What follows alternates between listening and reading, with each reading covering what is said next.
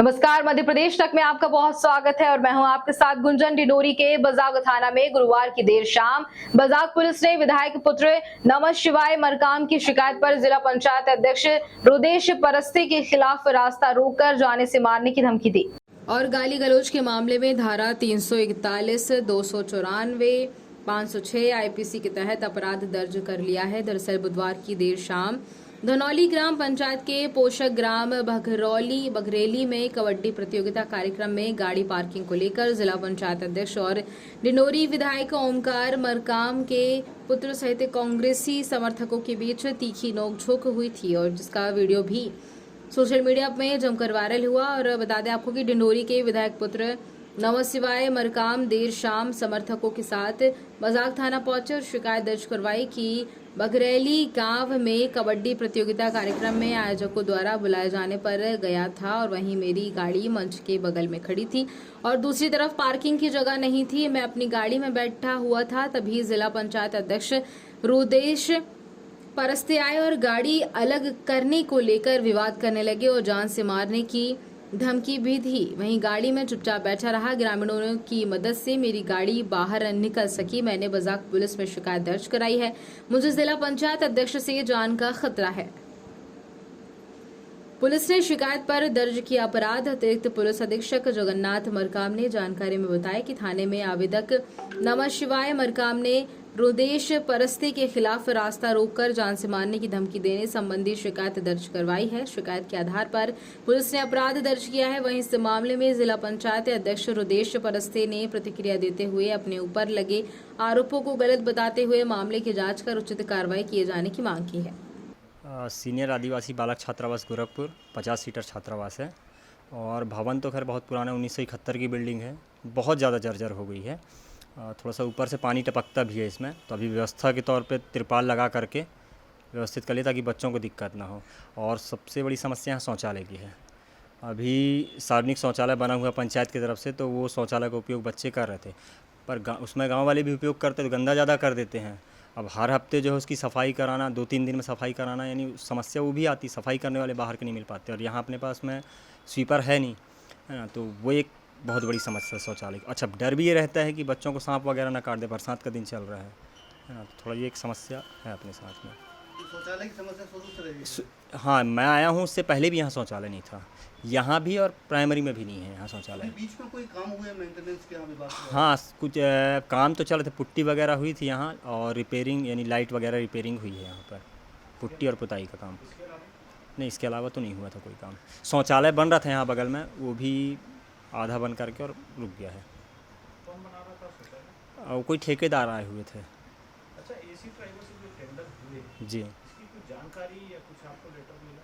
नहीं, इसकी जानकारी मुझे नहीं है। मतलब आपकी जानकारी में कुछ नहीं कि नहीं, कितने का काम हुआ? नहीं, इसकी जानकारी मुझे नहीं है। कब लगे थे टेंडर, आपको पता होगा? नहीं, काम करने वाले पिछले साल आए हुए थे, गर्मी के लास्ट गर्मी के टाइम में आए, गर्मी के टाइम में लगभग आए थे और वो 2-2.5 महीने काम किए, उसके बाद फिर चले गए थे। क्या क्या काम होना है कुछ नहीं पता नहीं था मुझे, नहीं जानता, नहीं पता, कोई लेटर ऐसा नहीं आया था। ये जो आप मुद्दा बात कर रहे हैं, ये मेरा जो वास्तविक कार्य क्षेत्र है उसके अंदर ये मानवीय दृष्टि से मैं हॉस्टल, आश्रम, छात्रावासों से हमेशा जुड़ा हुआ हूँ और जो हालात बन रहे हैं ये बड़ा चिंता का विषय है। एक तो भारतीय जनता पार्टी की सरकार ने किसी भी प्रकार से हॉस्टल, आश्रम, छात्रावासों की देखरेख का कोई प्रक्रिया नहीं अपनाया था। जब मैं मंत्री बना था तो मैंने देखा कि जहाँ जाओ हॉस्टल में, जब मैं मंत्री बन कर के श्यामला हिल्स स्थित हॉस्टल में गया तो वहाँ इतनी असुविधा थी कि मैं देख करके मुझे खुद मन में लगा कि ये बहुत बड़ी चुनौती है, इसको कैसे हमको सुधारना है। इसके लिए हमने एक योजना बनाया कि हॉस्टल जो है वहाँ उपयुक्त भवन हो, पीने के स्वस्थ पानी हो, बरसात में अच्छा वातावरण हो और वहाँ खेल के अच्छा व्यवस्थाएं हों ताकि छात्र छात्राओं को बेहतर सुविधा मिल सके। पर जिस तरह से हम अभी डिंडोरी में भी देख रहे हैं, मैं कई हॉस्टलों में निरंतर जा रहा हूँ, बहुत ज़्यादा कमियाँ हैं और इतना बड़ा योजना बनाने के बाद अगर व्यवस्था नहीं सुधर रही है तो स्थिति बारिश का मौसम चल रहा है, इसमें कितने स्कूल चिन्हित किए गए हैं मरम्मत के लिए, कितना आवंटन को जारी किया गया है? ये 1 से 8 तक का स्कूल सर्व शिक्षा अभियान से होता है ना। उसके मरम्मत और उसके लिए बजट का प्रावधान वहाँ से होता है।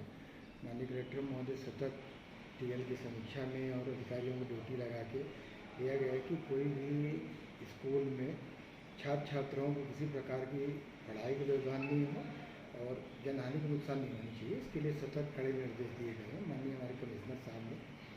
इसके लिए सतत गर्मी में डीसी के माध्यम से माननीय मुख्यमंत्री महोदय के निर्देश से कि ये है कि जो पिछले 5 सालों से बिल्डिंग के भवन के काम होते गए गुणवत्ता में सुधार नहीं हुआ, उसके लिए कोरोना के बाद हम लोगों ने काफ़ी सुधार की स्थिति की कड़ाई भी किया कि और गलत ढंग से इसको सुधारने का प्रयास किया।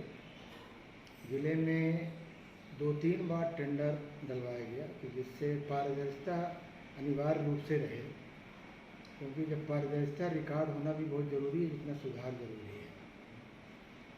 और हम लोगों ने प्रथम चरण में किया है कि ज़िले के छात्रावास आश्रम यहाँ 24 घंटे बच्चे निवास करते हैं, तो उनको हम लोगों ने सुधारने का प्रयास किया। माननीय कलेक्टर महोदय पिछली बार 92 छात्रावासों में भ्रमण किया, तो आप लोग भी साथ में रहे हैं और 82 छात्रावासों में रात्रि विश्राम किया। और जहाँ तक अभी माननीय सभी जनप्रतिनिधियों से हमारी भी व्यक्तिगत रिपोर्ट है और कलेक्टर महोदय द्वारा भी कि छात्रावास की स्थिति बहुत अच्छी हुई है। स्कूलों के लिए हम लोगों ने बहुत प्रभावी ढंग से सुधारने का प्रयास किया। ये बात सही है कि बहुत पुरानी बिल्डिंग है। मध्य प्रदेश शासन द्वारा पहली बार रिपेयरिंग के लिए परिसंपत्ति के माध्यम से ये रिपेयरिंग का काम लिया गया है, क्योंकि इस ज़िले में पहले 1-2 ठेकेदार हो करते थे, तो काम करने की स्थिति बड़ी नगण्य होती थी और उसको कंट्रोल करना उनके द्वारा भी कर पाना संभव नहीं होता था। और काफ़ी स्थिति विपरीत परिस्थितियाँ थीं जो अभिलेखों से भी ज्ञात है और तत्समय की स्थिति के फोटोग्राफ और संस्था प्रमुखों द्वारा भी है। अब जो काम कराए जा रहे हैं तो कुछ अवधि में कुछ आवंटन की स्थिति आने में शासन से और सतत प्रयास कलेक्टर महोदय द्वारा टीएल में लेके हम लोग माननीय कमिश्नर साहब से भी कि जिले का हो, माननीय जनप्रतिनिधियों द्वारा भी ये सब अवगत कराई गई। पहले से स्थिति बेहतर हुई है। 2 दिन पहले आप एक कबड्डी प्रतियोगिता में पहुंचे थे, क्या हुआ था वहां पर और क्या है पूरा मामला?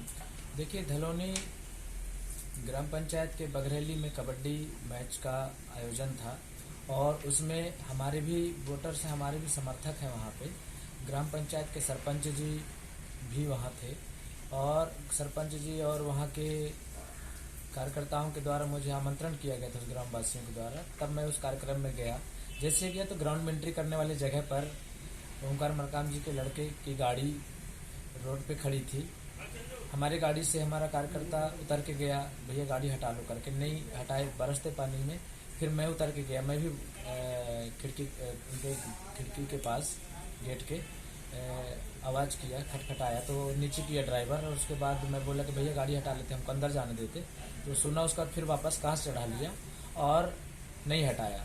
फिर लोकेश पटेरिया सामने आया और बोला कि गाड़ी नहीं हटाना, कांग्रेस का ब्लॉक अध्यक्ष बजाज का, उसने गाड़ी हटाने के लिए मना किया और उसने अभद्र व्यवहार किया मेरे साथ, गाली गलौज किया। फिर मैं वहां से सीधा चला गया पैदल, साइड से, गाड़ी की साइड से मैं पैदल उतर के कार्यक्रम में चला गया। वहाँ पे हम लोग बैठे थे। फिर लोकेश पटेरिया ने कुछ वो गांव के लड़कों को बोला कि देखो पैसा दिया हूँ, अगर आप लोग देश को यहाँ से झगड़ा नहीं करोगे तो मैं तुमको पैसा नहीं दूंगा।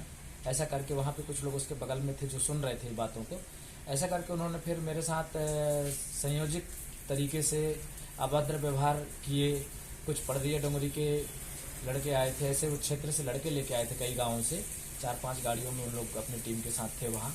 वो सब लोगों ने मेरे साथ अभद्र व्यवहार किया और उसके बाद मीडिया और फेसबुक में वायरल किया कि ग्रामवासियों के द्वारा मेरा विरोध किया गया। ग्राम के 2-3 लोग थे जिन लोगों ने शराब के नशे में उन लोगों को इन लोगों ने ऐसा कराया। FIR भी आपके नाम पे की गई है? झूठा FIR उन्होंने किया है मेरे ऊपर, अभद्र व्यवहार उन्होंने किया था। गाड़ी उन्होंने नहीं हटाया वहाँ से, मेरे को ग्राउंड में जाने से रोका उन लोगों ने। ये उनकी एक चाल है। आज सामने चुनाव है, चुनाव मैं भी विधानसभा चुनाव लड़ने वाला हूँ, इससे भयभीत होकर बौखला गए हैं और आनंद फानंद में कुछ भी हरकतें करना शुरू कर दी है।